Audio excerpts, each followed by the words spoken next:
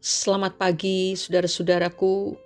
Sungguh kita berbahagia kalau setiap pagi kita bangun pagi-pagi sekali untuk bersekutu dengan Tuhan Yesus, kekasih jiwa kita. Demikian hari ini, Sabtu 26 Agustus 2023, Tuhan sudah siap dengan perkara-perkara yang indah, yaitu perkara-perkara rohani yang akan disampaikannya lewat renungan yang berjudul, "Benarkah engkau melayaniku?" Kita akan membaca satu ayat yang terkenal dari 2 Timotius pasal 2 ayat 4. Demikian bunyinya, "Seorang prajurit yang sedang berjuang tidak memusingkan dirinya dengan soal-soal penghidupannya, supaya dengan demikian ia berkenan kepada komandannya."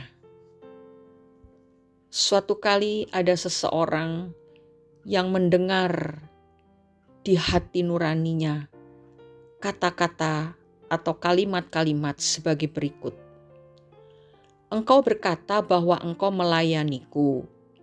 Engkau mengaku sebagai hambaku.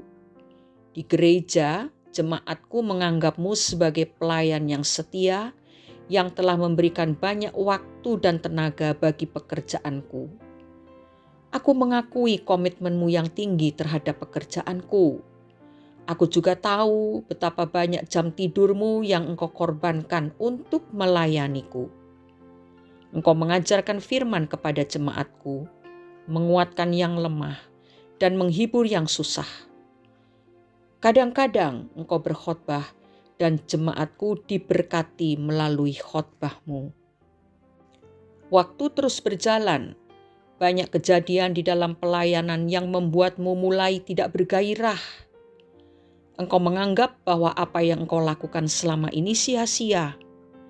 Engkau protes karena merasa diperlakukan tidak adil, dan jerih lelahmu tidak diperhitungkan. Engkau merasa tidak dihargai dan tidak mendapatkan perlakuan seperti yang engkau harapkan. Engkau kecewa dan marah karena usulmu tidak diterima. Hatimu penuh kekesalan dan semua ini terpancar dari wajahmu. Kini aku bertanya padamu, benarkah engkau melayaniku atau melayani dirimu sendiri? Cobalah engkau renungkan, dengan sikapmu yang demikian, bukankah engkau lebih mementingkan perasaanmu sendiri daripada pekerjaanku? Engkau menuntut untuk dipahami. Engkau mengharapkan agar segala sesuatunya berjalan seperti yang kau inginkan. Karena semua itu tidak engkau dapatkan, engkau marah dan meninggalkan pekerjaanku. Engkau pergi kian kemari dan mulai menebarkan pengaruh negatif kepada anak-anakku yang lain.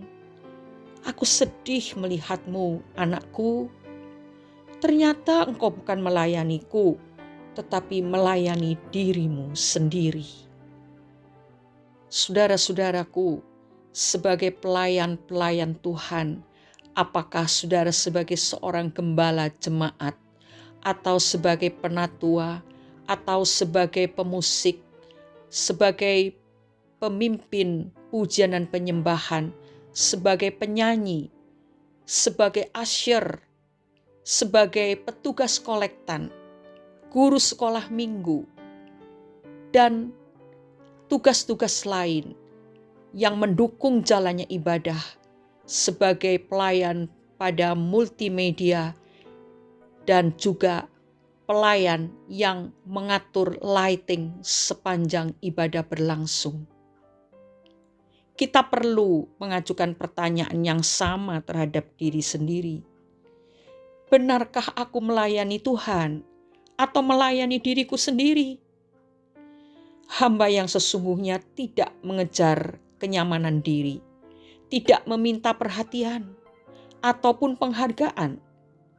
Semua yang ia lakukan hanya mempunyai satu tujuan, yaitu agar orang mengenal Yesus dan memuliakan Dia. Seorang hamba tidak akan kecewa, apalagi tersinggung ketika tidak dihargai. Ia akan selalu bersikap dewasa dalam segala hal, takut terhadap dosa, dan selalu mengejar hidup damai. Sesungguhnya hamba yang demikianlah yang berkenan pada Tuhan. John Wesley, seorang teolog dan pendeta bangsa Inggris yang hidup pada tahun 1703 sampai 1791,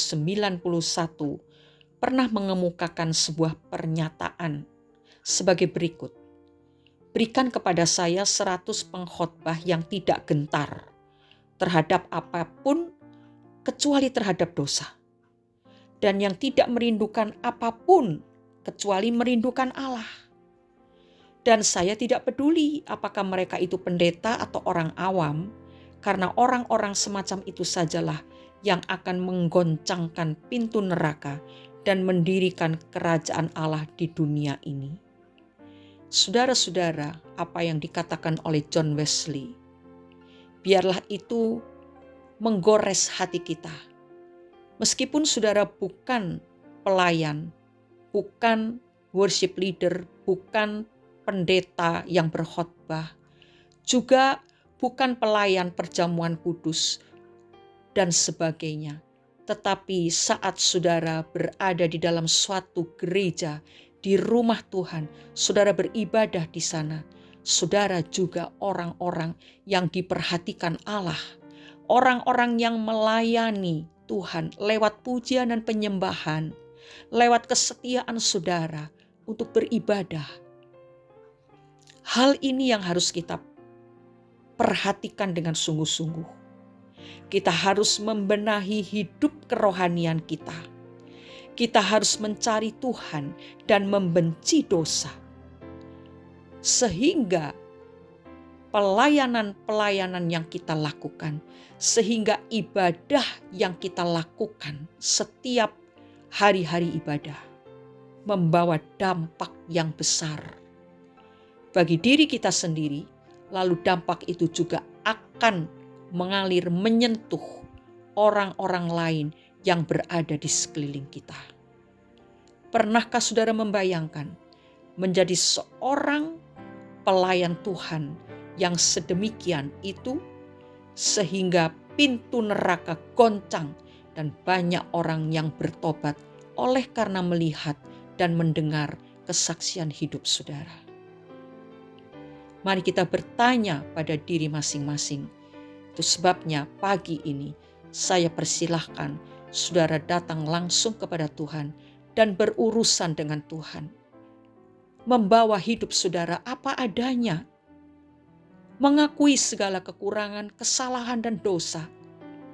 Dan merindukan adanya pemulihan yang dikerjakan oleh Roh Kudus kepada seseorang yang rindu mendapatkan jamahan lawatan Allah, sehingga hidupnya berubah 180 derajat. Tuhan memberkati saudara. Amin.